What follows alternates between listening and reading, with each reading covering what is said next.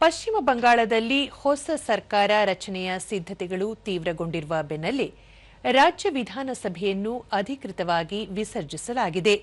ಪಶ್ಚಿಮ ಬಂಗಾಳದ ರಾಜ್ಯಪಾಲ ಆರ್ಎನ್ ರವಿ ಅವರು ಸಂವಿಧಾನದ 174ನೇ ವಿಧಿಯ ಅಡಿಯಲ್ಲಿ ತಮಗೆ ನೀಡಿರುವ ಅಧಿಕಾರವನ್ನು ಬಳಸಿ ವಿಧಾನಸಭೆಯನ್ನು ವಿಸರ್ಜಿಸುವ ಆದೇಶ ಹೊರಡಿಸಿದ್ದಾರೆ. ರಾಜ್ಯದಲ್ಲಿ ನೂತನ ಸರ್ಕಾರದ ಪ್ರಮಾಣ ವಚನ ಸ್ವೀಕಾರ ಸಮಾರಂಭವು ನಾಳೆ ನಡೆಯಲಿದ್ದು, ಅದಕ್ಕೂ ಮುನ್ನ ನಡೆಯಬೇಕಾದ ಅಧಿಕಾರ ಹಸ್ತಾಂತರ ಪ್ರಕ್ರಿಯೆಯಲ್ಲಿ ಈ ವಿಸರ್ಜನೆಯು ಅತ್ಯಂತ ಮಹತ್ವದ ಹಂತವಾಗಿದೆ. ಚುನಾವಣೆಗಳ ನಂತರ ಹೊಸ ಆಡಳಿತದ ಸಾರಥ್ಯ ವಹಿಸಲು ಬೇಕಾದ ಎಲ್ಲ ಸಿದ್ಧತೆಗಳು ಬಿರುಸಿನಿಂದ ಸಾಗಿವೆ. ಈ ಮಹತ್ವದ ಬೆಳವಣಿಗೆಗಳ ನಡುವೆ ಕೇಂದ್ರ ಗೃಹ ಸಚಿವ ಅಮಿತ್ ಶಾ ಅವರು ಇಂದು ಕೋಲ್ಕತ್ತಾಗೆ ಆಗಮಿಸಲಿದ್ದಾರೆ. ಅಲ್ಲಿ ಅವರು ನೂತನವಾಗಿ ಆಯ್ಕೆಯಾದ ಬಿಜೆಪಿ ಶಾಸಕರೊಂದಿಗೆ ಮಹತ್ವದ ಸಭೆ ನಡೆಸಲಿದ್ದಾರೆ. ಈ ಸಭೆಯಲ್ಲಿ ಬಿಜೆಪಿಯ ಶಾಸಕಾಂಗ ಪಕ್ಷದ ನಾಯಕನನ್ನು ಅಧಿಕೃತವಾಗಿ ಆಯ್ಕೆ ಮಾಡಲಾಗುವುದು.